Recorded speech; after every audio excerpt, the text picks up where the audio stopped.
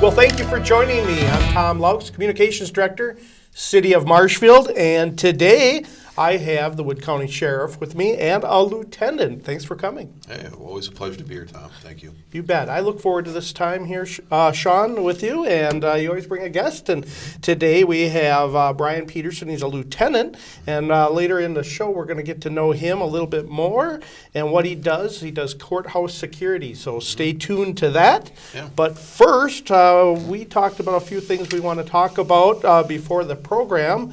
One of them is this cold case. Yeah, we had a jury trial not too long ago, a couple weeks ago, where John Sarver was on trial for being party to the crime of the murder of Eleanor Roberts, an elderly lady that lived in the town of Saratoga, Wood County, and it lasted about a week and a half. Judge Barzo heard the case, and the jury convicted John Sarver. It's a case that goes back so many years, and I really have to thank our Attorney General's office for taking it on. They came in with their team of assistant Attorney General folks, their attorneys that work for the state. They came in and prosecuted it, along with many other investigators from the state, from DCI, and then also a big part of this case was not just the victim's family that were waiting for justice for a long time, but just to see all of the retirees coming back to testify that were part of the investigation. There was some just outstanding police work that was done back in 1984 from the first responding deputies at the time.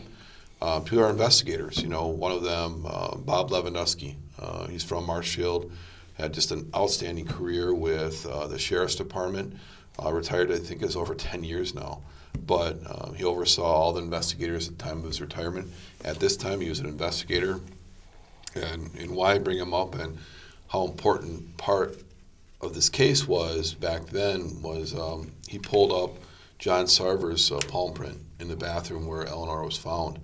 And that was a crucial piece of evidence to explain to the jury, that you have the suspect's palm print there. And he did that himself. Normally in these kind of investigations, you're calling the crime lab, and they're coming to process the scene for you.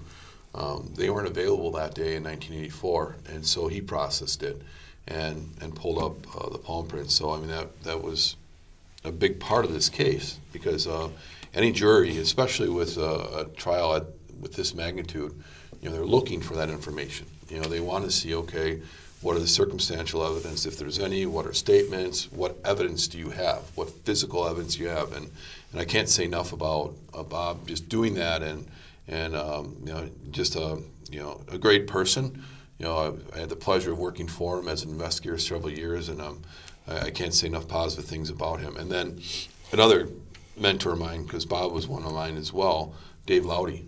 Dave was an investigator at the time as well, and he had that hunch, that sense that law enforcement officers had, doing an interview of John Sarver for a different situation, and he just kind of had that feeling of and questioned him about it, and his reaction was something that Dave never forgot, and that kind of put two and two together. All right, should we look at John Sarver as a possible suspect in this? And then bring that information to our team at the time, including Bob, and then getting that palm print comparison. But that's kind of how it evolved to John Sarver being a suspect way back when. And I can't say enough about them. Both Dave and Bob became leaders of our department, and people that I speak so highly of. And again, there's other people that retirees that came back because they were part of the investigation at the time, and when they testified. And again, and I can't say enough about the jury. They took almost 2 weeks of their life to be part of this, and I'm very proud of them because they took time to go over everything when they deliberated, and came back and with a conviction, with a guilty, I mean, I just can't. It's sometimes you watch that process go in a case of this magnitude and see it end the way that we felt it should end, and I'm very proud of everybody that took a part. From the Attorney General's office to our retirees, our current staff that were part of it. Another person that I'd bring up is Jay Schroeder.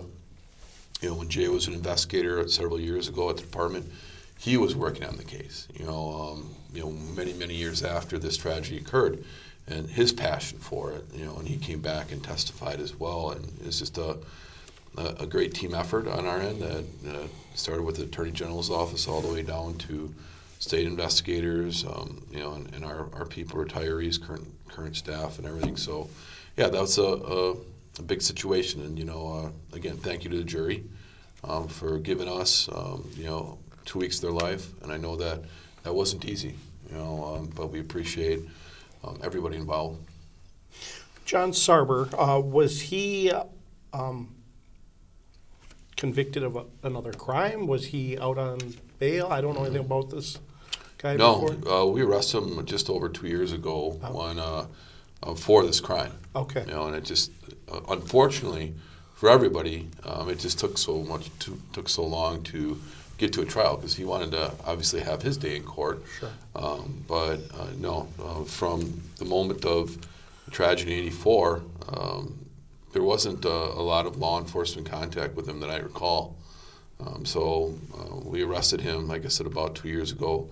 He had a pretty high cash bond, obviously, so he was in custody the entire time, and he'll get sentenced sometime in January. Okay. Let's talk a little bit about cold cases. There are always several of them going on yet right here in Wood County that have never been solved. Do you save evidence forever? Yeah, we do. And this case is one of them that we did, way back in 1984. Again, going back to Bob, and he processed the scene, and we keep that. Another one to bring up is Deidre Harm, who went missing 2006. It was a case that I worked on, and then she was found around the time of hunting season. Hunters came across remains, and they were identified as her, and that was west of Wisconsin Rapids, and it was her birthday yesterday. She should have been 38 years old. So I've communicated a little bit with the family. As an investigator, you don't forget those types of investigations, and the connections you make. And they saw that, this other case came to trial, and of course then people that are suffering through something similar, they ask, hey, what's going on? And we're always working on cases like this, always, no matter whenever they happen. It's something that our investigators are working on, and we always ask the public, if you know any information, whether it's this one, Deidre Harm, or Deidre Weeks, or anything out there. We had found some remains in the Wisconsin River over the summer, and we can tell you that we had a missing individual, I think from 2016. Gerald Brody off of Highway 73 in the township of Saratoga. We have not found him. We thought it could be him because it would have been a good thing to at least identify those remains as him, and for the family so they can provide that closure. Well, we found out it's not him. So the family's been notified of that, and we don't know who those remains are yet. We're continuing to investigate that as a homicide.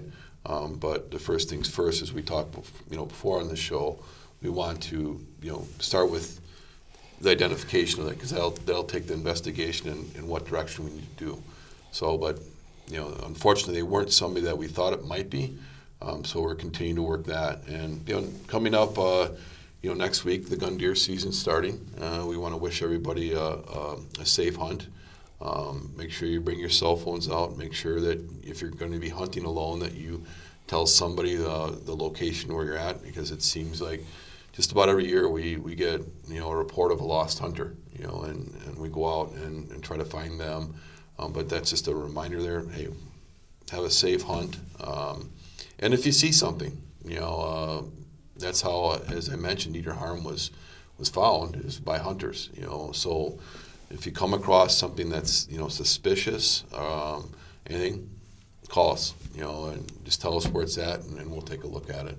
But it does kind of happen during this time of year, where people will be out in the woods, and if you see something suspicious, please report it. Who do they call? 911 or You can. Yeah, that would, in my opinion, classify as an emergency. Okay. And you can do that, or if you can call our non-emergency line, 715-421-8701. Otherwise, in my opinion, call 911. Hey, this is what I found, and we can get somebody out there right away to take a look at it and investigate it. All right, because you have deputies all around the county that can come there and do that, and then if it is something more, then they can call more in right away. Exactly. I guess you can't do anything if you're not there. Correct. Okay. There was a tragedy here in Marshfield 2 days ago. Can you were part of that, your team? We're assisting Marshfield Police Department. They notified us of the tragedy where there's a murder-suicide, and it's a really tough situation. And it was while they were investigating and dealing with the scene, as a homicide-suicide. They were trying to locate the kids, and then that's where we came in. And they were saying that their father's residence out in the county. And so, we took a team over there to check their welfare, and thank God they're okay. Very hard situation. It's hard to really talk about. It's still ongoing. I think the focus now is the children, and the family, dealing with the grief and the grieving process of this, which will take, forever. To go through, and the support system needs to be there for the family. But it's a reminder it's a harsh reminder of these hard relationships people are in, that there are resources out there. Shirley's House of Hope, the PDC Center up here, Personal Development Center, they're helping the victim get through these tough relationships, and you just hope it never gets to this point. And if you're in a relationship that you're struggling in and it's abusive, just know that there's people out there that'll help you. Please call law enforcement. That's we want to help you in this situation, but there's other resources out there, like I just mentioned, the PDC Center, Shirley's House of Hope. In the Wisconsin Rapids area, we have the Family Center. These people are here to help you through these tough relationships, and donate to them. Bottom line, they're community driven. They have fundraisers, and if you get the opportunity to attend one of their events, or just give them a donation, whether it's money or something like clothing, food. I know when we were doing food drives, we would bring food up, to Shirley's House of Hope, and consider that, because these are strong assets that our community needs. Yeah, most definitely, and people don't have to be ashamed to call. They should get help, and confidential. Correct. So phone call. They can always call still 911 if it's a domestic or something happened, right? Yeah, and we will respond, and it's very victim oriented. For a domestic disturbance that we respond to, we want to make sure the scene's safe first, make sure that everybody's okay, separate them, start an investigation, and if a crime occurred, by statute, we have to arrest the predominant aggressor. They have to go to jail. And then there's a process that we follow after that, where we connect with the PDC Center or the Family Center, just to make sure that the victim's being taken care of. So that's somewhat how the process works. If somebody calls in a domestic disturbance into the sheriff's department or police department. Mm-hmm. So you were called in. Would you have been called in even if it was right here in the middle of town, and or what's the uniqueness of you guys being a part of this since you're county? Well, as I always mention, the strong working relationship we have with all of our police departments. You have to work together, otherwise you're not providing the community the best service. So when this was this tragedy, reported, on a welfare check, and Marshall PD went there, then we're connecting with them. We didn't need to go to the scene, but once they start their investigation, realizing that they had children, it's all right, calling us. Here's the address. Get over there. Let's check the welfare of them. So any type of situation, if Marshfield Police Department needs help, we're the first call usually. And we have an office up here. We have 2 investigators assigned to it. We have patrol deputies that are assigned to it, and we work out of that office. And again, all I can say is that we have that strong working relationship, and that pays dividends when you have situation and tragedies like this, where we can help them through the whole process.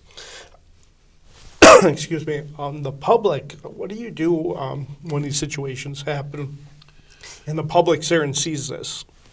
It's hard, because the public deserves the information, and if it's an ongoing, safety thing, we've got to get that information out there. But I think everybody's still in shock, and what we do is we handle our investigation. We determine what needs we have to do as far as interviewing, processing the scene, and then we have to do a media release to make sure people are aware of what's going on and making sure that there isn't an ongoing threat to other people.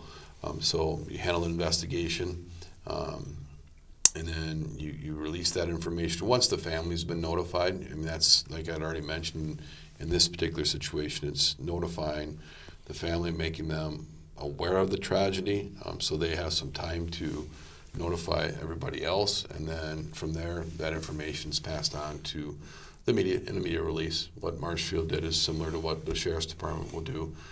Usually any type of situation involving a death or somebody who was hurt really bad, we'll do a media release.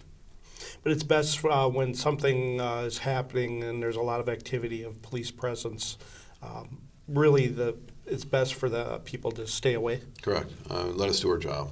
And I know that curiosity is always there. I mean, you see a car accident, you see the squad car lights, you're going to want to look, but don't be part of that scene. Don't create another tragedy by not paying attention and getting into another accident or interfering with us. I get people want to know. When they see the lights of either an ambulance, fire truck, or squad car, I mean, it draws attention to it, and I understand that. I think we all do, but just let us do our job, and we'll provide the information as quickly as we can to the public. All right. Before we go to Brian here, winter weather hit us. Oh, yeah. First, measurable snowfall. Driving, Slow how down. was it? Slow down? Slow down, please. No, when you see that, the first snowfall, we're really busy, because it's people have to adjust their driving. Like you wake up in the morning, you get up at your normal time, you need to be to work at this time, you have your routine. Slow down. It might take you a little bit longer. You don't want to be a statistic, So that's the biggest thing I can tell you. Winter driving, slow down. Make sure your car is equipped with the right equipment in it. Check your tires. A lot of those common sense things need to revisit that, because we're busy. Unfortunately, we are. That first snowfall, that's a reminder. You just need to take some extra time. If there's even a small crash or bump, do you need to call law enforcement? I think people always ask, do I call someone? Leave my car where I hit somebody? You should stay in where you're at, because it helps us with the investigation. However, if it's a minor accident and both vehicles, or if it's just one, maybe you slid off the road and hit a pole, and if you can pull off to the road, off to the side, so other traffic can get through, is preferred if you can do that.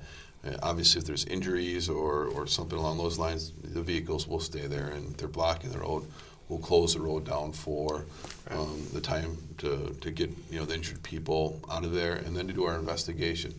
Fatalities, normally most of law enforcement will do a reconstruction. We're fortunate enough to have the State Patrol that will respond to those and help us with that investigation, because it's pretty intense. It's a long process, and the State Patrol has done an outstanding job of training their team, their accident reconstruction team, to respond really anywhere in the state. So they're quite busy. Some departments do have their own reconstructionists, but I used to be one of them, and we had a couple other ones, but fortunately, we don't have that many fatalities. But when you have, other like Marathon County where you have more, they train their people. It's pretty intense training. It's not easy. I found that out the hard way. With a lot of, I felt like I was back in college, pulling all-nighters and studying, but I can't say enough positive things about the State Patrol and their accident reconstruction unit. They are phenomenal people. Alrighty. Well, thank you so much, Sean. We're going to talk to Brian Peterson next, the lieutenant. He's been sitting over here really quietly. You can tell he's been just chomping at the bit. Chomping at the bit? All right. Well, we'll take a break here and we'll come right back.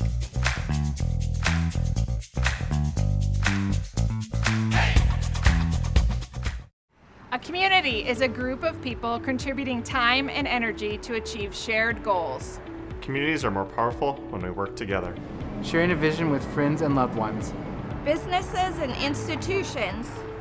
From volunteerism to advocacy to your personal contribution. Supporting United Way is a chance for us to unite and take action to make our shared vision a reality. When we support our United Way, we connect our communities. Support those in need. Bring light to darkness. Build a stronger future. And create a better life for all. Together we can. Together we can make an impactful difference. And affect real change. United Way organizations help our community members in need. Last year in our community, United Way programs helped children and families secure their most basic needs. Supported seniors so they could continue to live independently in their homes. Provided services for children to receive care to help address depression, anxiety, and other mental health concerns. And so many more lives touched in countless ways through programs supported by the United Way. Why do I support United Way? Knowing my funds go directly to my community makes the difference. Knowing we all have the same vision and are working towards the same goals. Finding ways to strengthen individuals and families in their time of need. And working on long-term solutions that build a stronger, healthier, and happier future for our community. To me, supporting this work is compassionate and honest. It's just the right thing to do. That's why I chose. I choose. I choose. We choose to support United Way. We hope you live united with us and support our communities and United Way this year. Let's live united.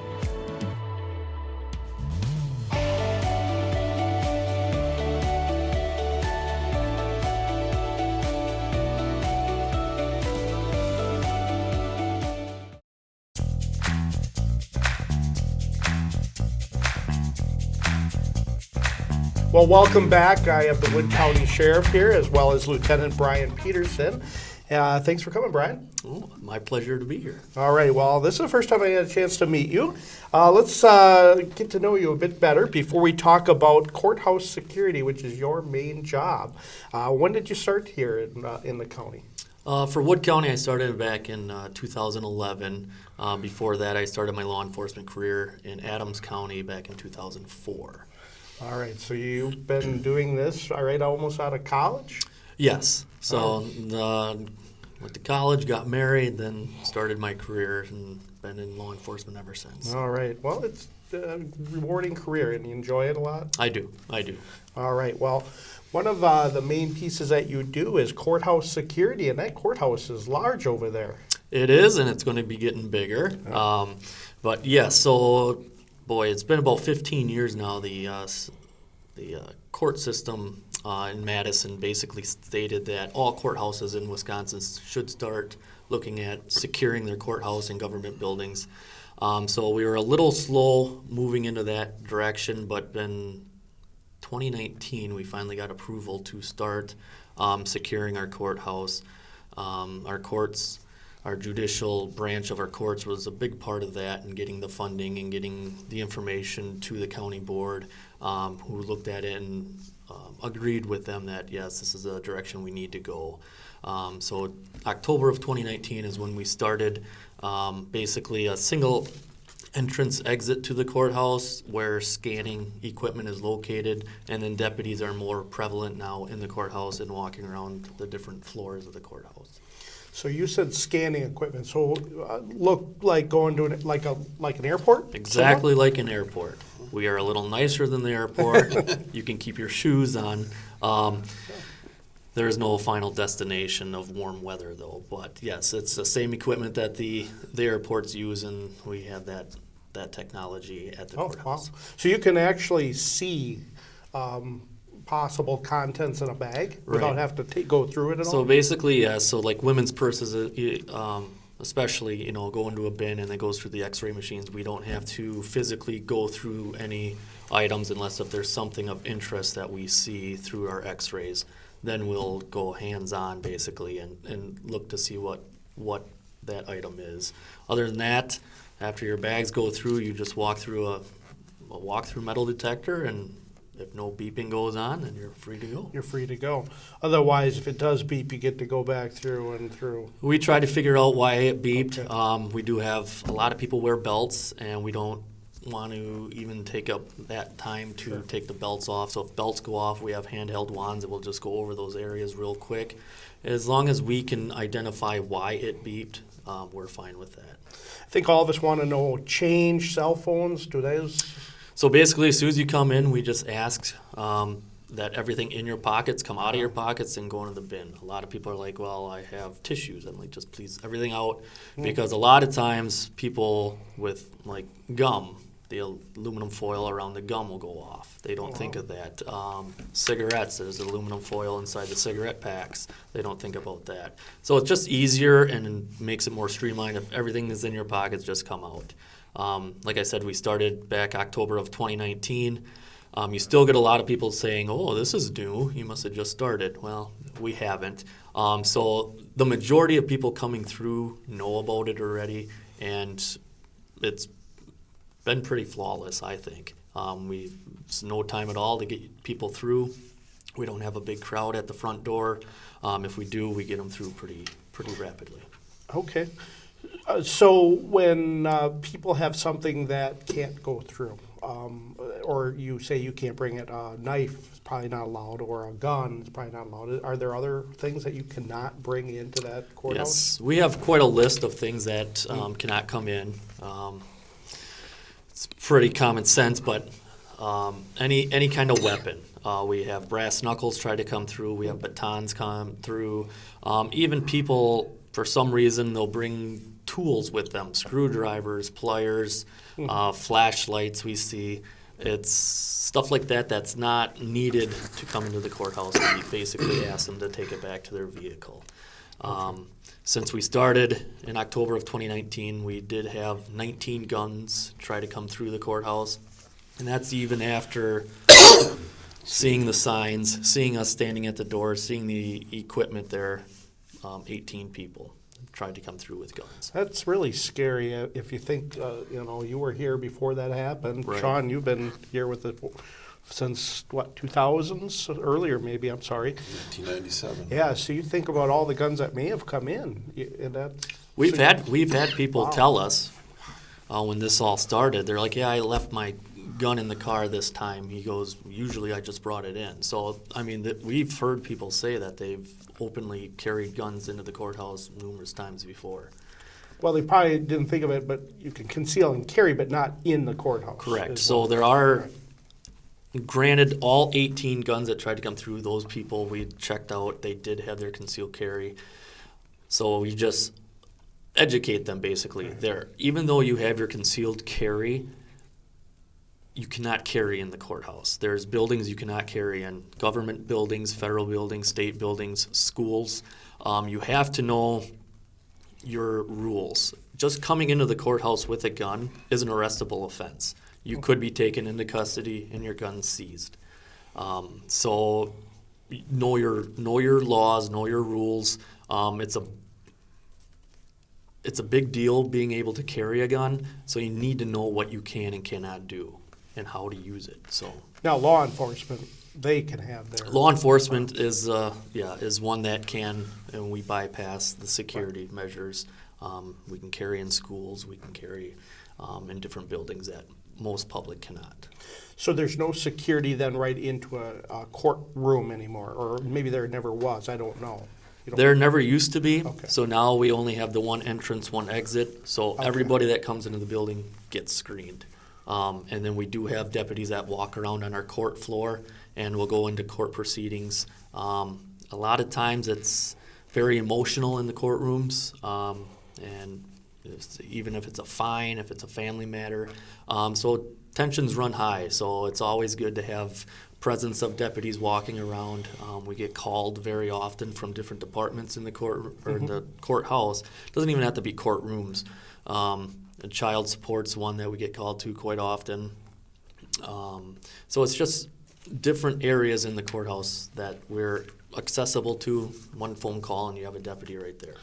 A lot of times you may have a deputy in a courtroom through the whole time, right? Something that might be a large case, maybe the case that was just happening, there was a deputy. So the John Sarver case, I had the honor to sit through that the whole time. Not only just to make sure the proceedings going as planned, but you have a lot of emotions with the families, both sides of the families there. A lot of people were there to observe the hearing, and basically those jurors too were there for their safety as well. Okay, so the bailiff, it's a bailiff. Is that part of your department or is that separate? That is separate. That is controlled by the clerk of court's office. That's a court entity. Some places are going, I know like Dane County, Madison, their bailiffs are sworn officers, and there's a deputy assigned to each courtroom. Whenever court proceedings are going on, that deputy will be in that courtroom. Okay. Is it, if I recall back into my time as being a news, is it Landfear? Is that was one of them? Landfear. I don't. I believe he stayed in the county jail through his whole time, his trial. Right? He had a trial there. Wasn't it there? I don't remember.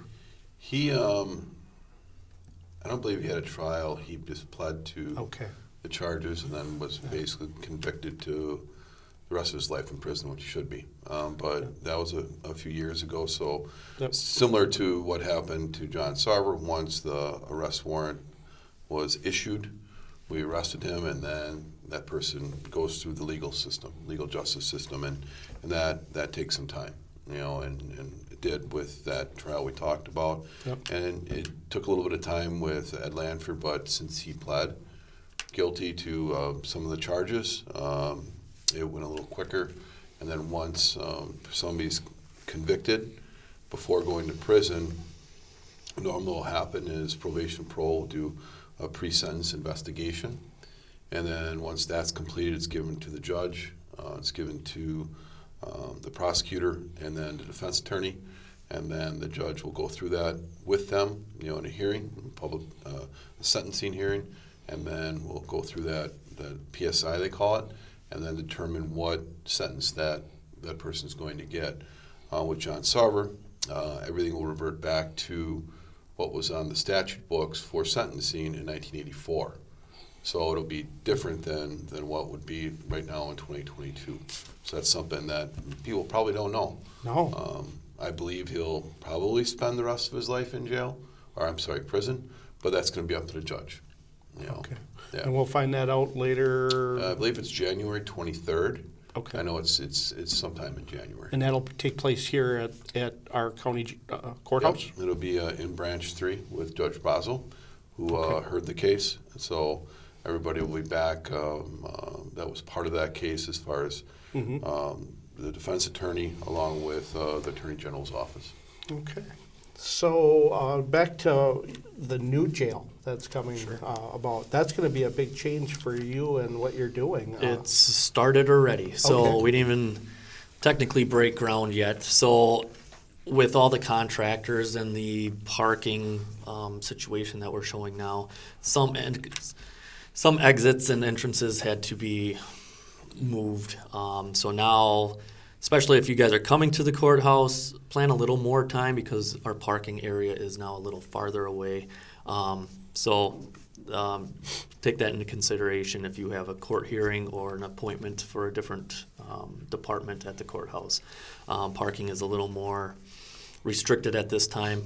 And with the contractors, the amount of contractors and the heavy equipment that's being moved around in there, it makes things quite interesting. So. Next few years, at least. It'll be 2 years, I believe. At least 2 years. 2 years. Now, is there going to be a difference in how the inmates get to the courtrooms on this new jail versus maybe today? Sure. Yeah, so as of how we move inmates up for court now is they just walk through the public hallways, use the public elevator. So there's a lot of safety risks, not just to the public, but for the inmates as well. Most inmates, when they are transported up to court, are in shackles and handcuffs, and they can trip very easy with those shackles, and not being able to stop yourself with your hands is a big liability there. So, so any way we can make it safer for everybody involved is going to be better. So with this new jail, they will have a private elevator that they can use to get up to the 3rd floor, with a secure private hallway to get into the court hallways then. So whatever branch they need to go to would be a lot smoother. They're out of the public eye a lot longer, and have their own elevator. So Okay, so you won't see them like you do today. There'll still be an officer, though, that has to probably be with that Yes. person, even in that secure area. yes. Because they're outside, they're not outside of lock and security, but you probably get away from using maybe the shackles, hopefully, because that's a little harder to walk in. Right. Okay. So I'm sure that'll probably still be used, but it'll be a lot safer for everybody. It probably depends on the case, too. I maybe I'm wrong, I don't know. I just kind of assume that it's by the case, someone's shackled versus someone's not. Maybe not, I could be wrong. So. Well, if it's, for a jury trial, like John Sarver, he was in custody at the time of this trial, but we cannot portray that to the public or to the jurors that he's in custody. So basically, we can't have shackles on him, we can't have handcuffs on him. Okay. The officer that was escorting him is in just plain clothes also, so you wouldn't be able to identify him as a law enforcement officer or not either. We're going to be stationed in different areas of the courthouse so we can keep track of it too, but you wouldn't know that we're actually watching somebody. Well, I feel safe when I go in there. There's cameras all around, I'm assuming, and Yes. there's maybe, I don't think it's dispatch that's probably watching all those. It might be courthouse security That now. is ours. Yep. That's yours. Yep. And maybe that wasn't there 10 years ago. We had some cameras and very poor quality cameras, so we are updating a lot more cameras and a lot better surveillance video now. It's it makes people nervous walking, and there's a lot of business beyond just court that you have to go to the county for. I mean, you could just go get I suppose even camping reservation there if you had to. Yeah, there's right now I know a lot of people that live in the county are getting planning and zoning's handing out these little cards that you have to pay your $25 fee. So a lot of people are coming in just to pay their fee. We have the county clerk's office there for passports or vehicle registrations that handle that. So it was a big step going from the road, then coming into the courthouse. Going to the road, if you're getting sent to a call, you know what that call is. Here, it's basically just members of the public that didn't want law enforcement contact, basically, just to pay a bill or go and get a new driver's license. So we have a lot of good communication with the public now. It's like we see, not to say we only see bad people on the road or in their bad situations. Now we're seeing people, all different kinds of people from Wood County and visiting in Wood County to do weddings, to do adoptions, to just get driver's license. So we get to communicate, and I think the group of people that we have working that front is very personable and can communicate well with people, and I think they come away with maybe a better understanding of, hey, cops are just people, that we like to talk, and we know people in the community now, and so we're there and can talk personally with you. Now, circuit court, that's a different court. Isn't that like for tickets? Isn't that paid at the municipalities itself? If it's a municipal citation, so like say you get stopped for no seat belt in Marshfield, you'll go to the municipal court for that if you want to have your time in court. If it's a deputy that gives you a citation, those are all held at the courthouse. Oh, I didn't know that. If it's a criminal traffic offense, that'd be a little different. All of those are held at the courthouse then as well. So even if you get stopped by a Marshfield officer for operating without a license and it's a criminal offense, then you will be seen at the courthouse. Well, I bet someday that'll change for municipalities. They'll need security too. It can. There's judges there. It's the same kind of a court system, right? is. There's a judge in Rapids and a judge here. We don't really have that kind of security. And I know that the Marshfield Municipal Court actually had the state security office here 2 months ago, maybe. You're right. And they went through the building with officers and our deputies and made suggestions on things to look for or what they're doing right and what they could change. Yeah, it's it's a public building, so a lot of other stuff happened there. So who knows where that's going to go? At least they're looking at it, and it'll be safe for the people here in Marshfield. They go in. I know there's an officer pretty much at every court for that anyway. A police officer from I was going to say Rapids, but Marshfield. So, well, that's good. Well, I appreciate all that you brought in and told us about the security. People feel safe, and in this new jail that they're building, that'll be all state of the art. Right. And another thing with this new jail is a new entrance to the courthouse as well. That's right. So the entrance that we have now is very small and compact. Basically, this will be open it up. So it'll be more room. It'll be better flow for people coming in and visiting the courthouse. Okay. So, but the stairs, everyone knows the stairs. Those doors are locked up there. Those are emergency exits only. You cannot come through those doors. Basically, fire or emergency situations, those can only be accessed. Okay, but they can always be pushed open, right, if needed. From inside out. From the inside out, yes. Yeah. If there was a fire or something. Can't lock a door anymore, right. Probably. So, all right. Well, if people get over there, they might see you there, and I'm sure that you can say hi. And I encourage them to stop in and talk. If they have any questions, any deputy that they see there will be more than willing to talk with. Well, it's good that we have this show, so then they get to see your face and yours. And you guys come up here quite a bit. I know you do, Sean, but you're down on the southern end. But I'm down on the southern end, so that's all right.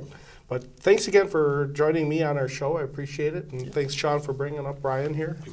And next time we'll have somebody else. I'm not sure. It'll be a surprise. Hopefully, I'll let you know. We'll let them know. So that'll be coming up in December. We always come here on the third Thursday, if that all works out. It is our third Thursday of the month. Next Thursday is going to be Thanksgiving, so everyone have a good Thanksgiving, I shall say. And anything else? I think that's it. Awesome. Thank you for having us. All right. Well, thanks for watching us. I appreciate it. I'm Tom Loucks, Communications Director, City of Marshfield.